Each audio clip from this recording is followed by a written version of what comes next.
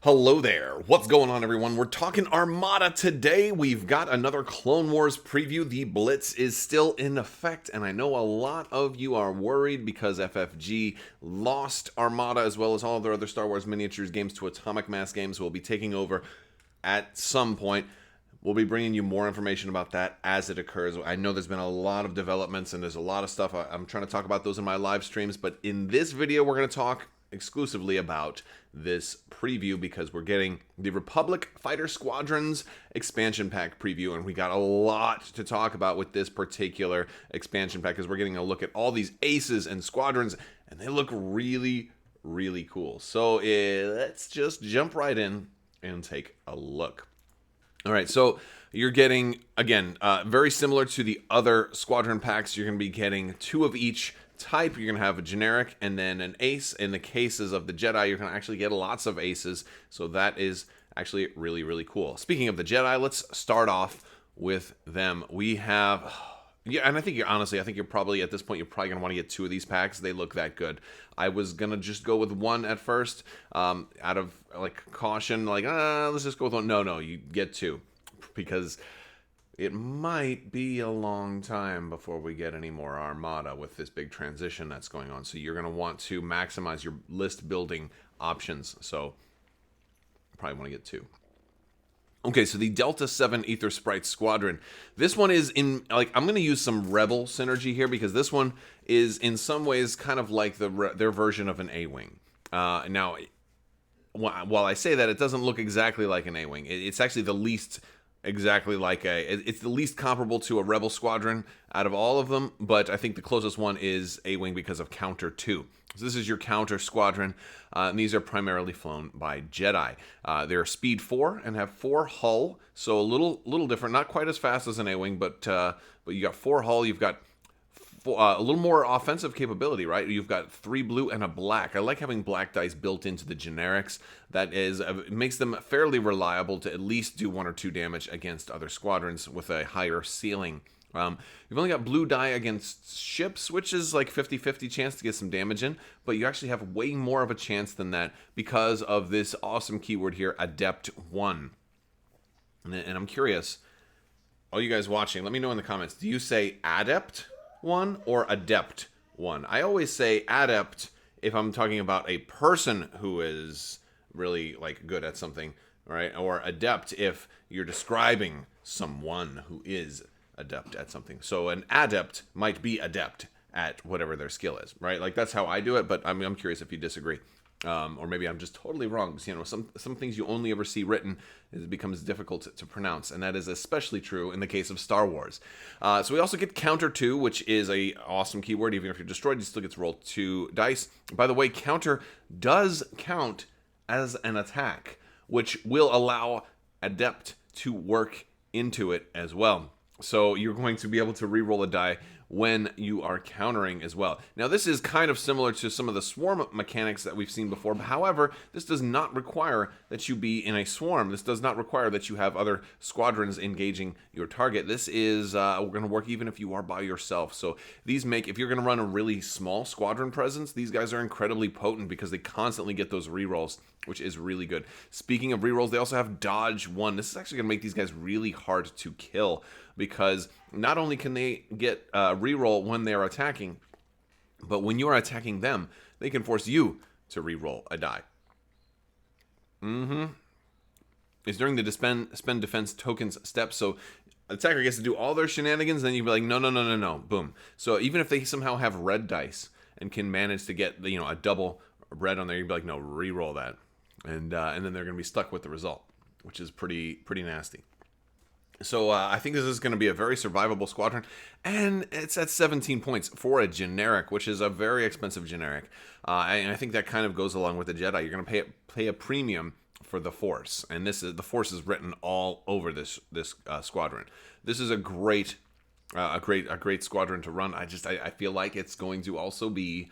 You probably won't want to, max out on these. You probably have, maybe 1 or 2. And they'd be great for tying up other people because they are going to do damage and they're going to be hard to kill. So I can see them being useful really in tying other folks up. We have some named Delta 7s, named Jedi to talk about, and this is super exciting. We have got Luminara Unduli. Luminara is Adept 1 and Counter 2, like we've seen before. She does not have Dodge 1. She does not have Dodge 1, but she's got defense tokens, right? So, that, you know, hey, that's cool too.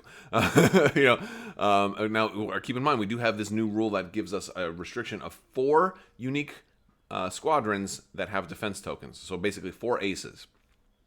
So if you see defense tokens down here, of course we've got Brace and Scatter, which are pretty standard for aces, especially agile aces. She says, while an enemy squadron at distance 1 is attacking a non-unique friendly squadron, so if they're attacking a generic, you know, one of your buddies, one of your clones, or one of your generic Jedi, the attack is treated as obstructed. So she's going to use the Force to kind of put a little bit of fog in front of the neighbors, which in a way kind of gives her a little bit of an escort. Like, you're probably more likely to want to attack her, but since she's got counter, she will actually, I think she will do really good at escorting non-Jedi, other people that don't also have counter. Like, if you have other squadrons that are vulnerable that happen to not have counter, now your opponent is incentivized to attack her and then face the counter with adept rerolls for it, which is pretty cool. Now, counter is also 2 blue dice, by the way. You don't get your black dice in counter. Unless, of course, that ends up changing between now and when this all comes out. Because, you know, there's a rules update coming. We've got Plo Koon, the voice marksman himself. Roar. He wouldn't say roar, though. I can't do. That's my best Plo Koon. He's also got the Scatter and the Brace.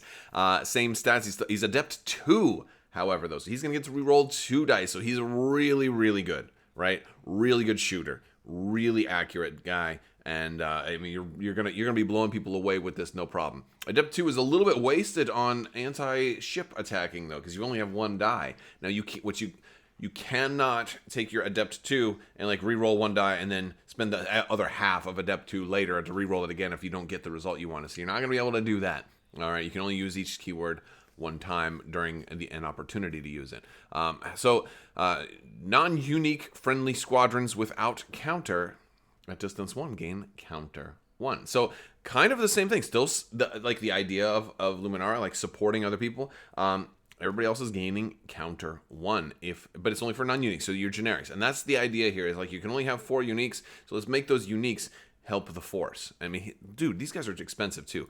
23 for Luminara, 24 for Plo Koon. I think Plo Koon's advantage really is in the Adept 2. When he attacks another squadron, he's going to get to fish for whatever he wants. The black die is probably going to be a hit, and out of the 3 blue dice, you're going to have at least 1 hit. So he can fish for more hits, or he can fish for accuracies if he's going up against aces.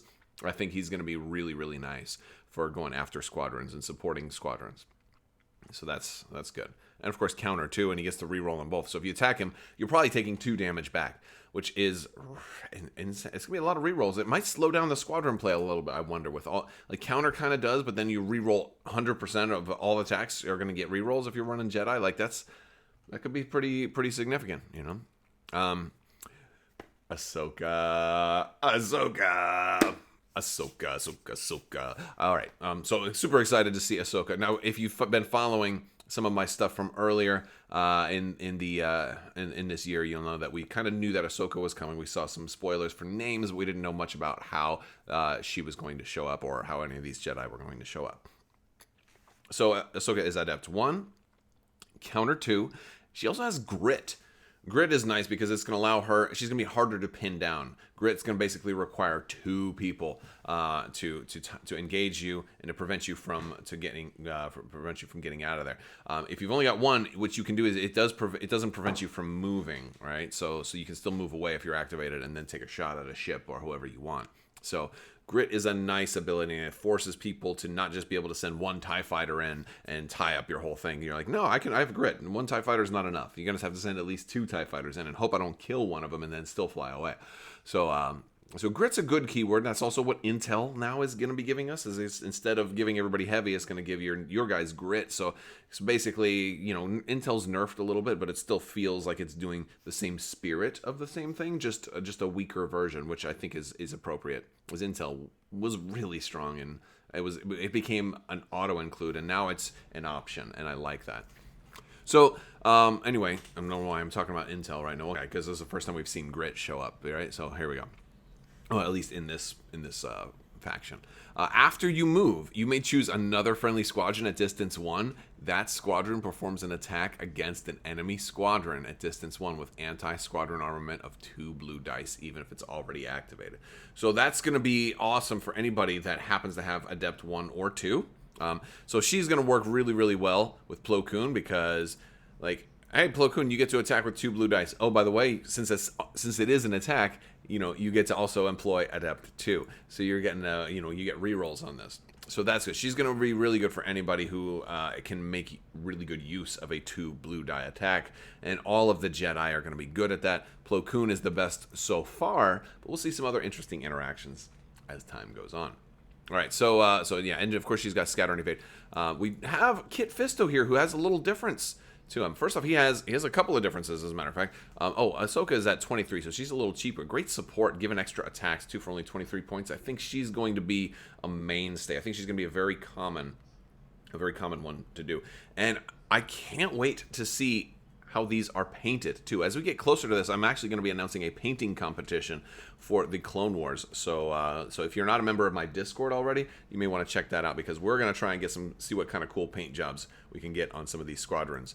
And the ships, too. The ships are also a cool option. All right, so Kit Fisto.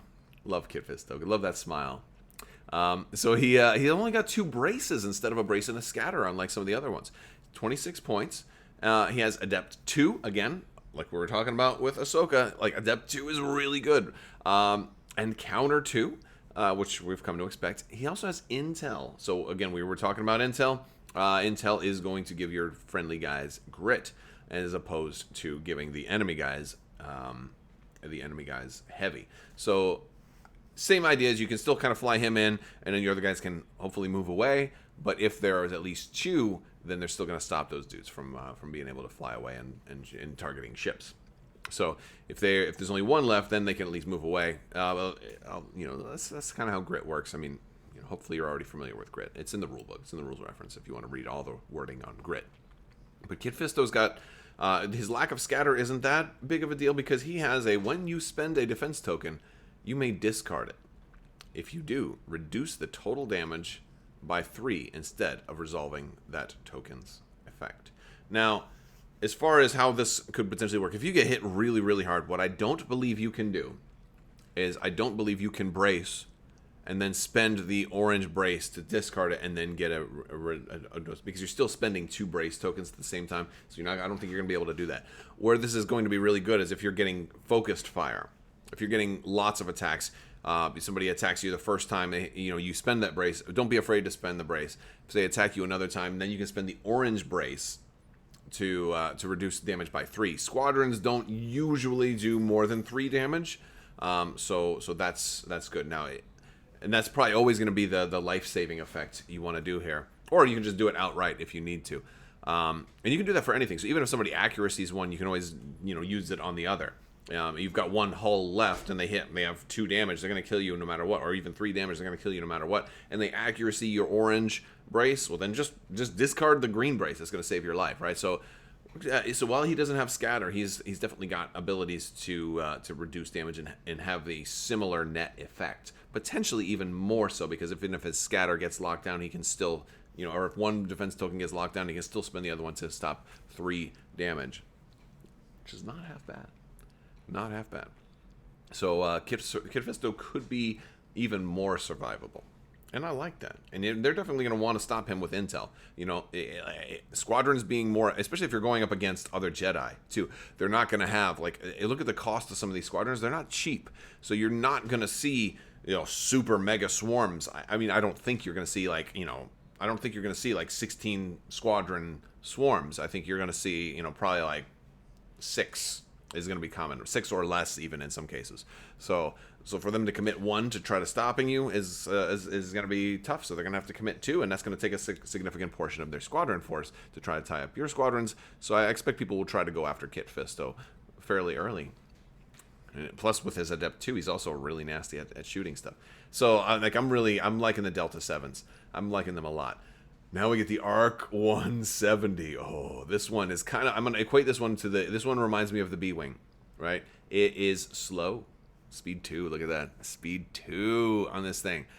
but it's got 2 anti-ship dice. I love that. Here's your heavy bomber, right? 15 points, so it's not cheap for the generic. Has counter 1 built into it.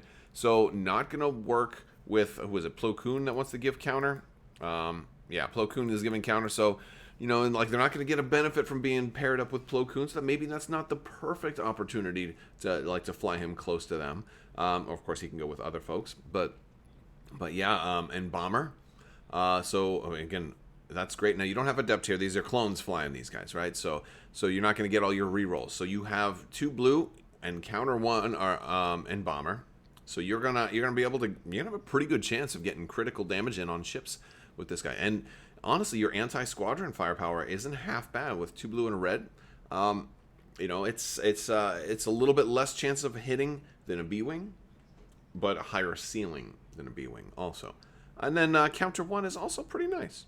It's counter 1. It's a cool thing. And 7 hull too. 7 hull is pretty good. Now I see this, and the first thing I thought of was those new hyperspace rings that are going to let your squadrons kind of deploy with scouts, so they can deploy farther out. That's something that the ARC 170s are really going to want. Now, I don't think in the canon they made hyperspace rings for ARC 170s, but it didn't specify that they couldn't go in it. So I think for simplicity and for game purposes, yes, the ARC 170s, that maybe they have specialty hyperspace rings built just for ARC 170s that those could represent in this particular format. But you know, launching these guys forward is going to be a big deal. And we get a named ARC 170 here, Oddball, who, by the way, first off, 23 points. We've got better anti-squadron dice, or at least higher chance of getting damage, more reliable damage on the anti-squadron with 2 blue and a black. But also, look at that. We've got a brace and an evade. So we have seen an evade once already with Axe, right? But yeah, evade, since we're seeing a lot more long-range ship anti-squadron armament, it's actually, evade is going to have some use.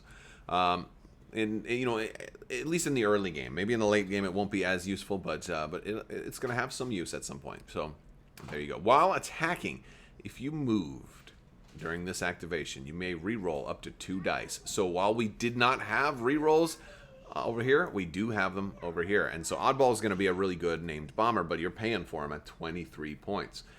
I'm not sure how great he is. He's still got bomber and counter. He's got the defense tokens, and I mean, a brace with 7 hull is going to be great anyway. So I think that's part of what you're paying for. That ability is nice. The reroll's nice, but you already have bomber, so like you might not need to reroll 2 if you're attacking a ship. You know, it's all right. He seems a little on the expensive side. I feel like, you know, I may lean more towards just going with multiple ARC 170s if I wanted to have a bomber-centric build, right? But then again, there's other options because we've got B-Wings. The BTL-B Y-Wing Squadron.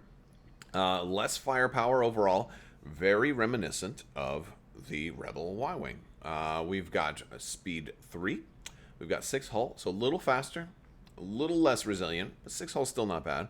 A black die, and it's bomber, and it's heavy, and it's a blue and a black for its anti-squadron armament. So you can still potentially do a little bit of squadron damage here. It's kind of great. It's not super remarkable. It's not, you know, supremely amazing, but it's not half bad. 10 points.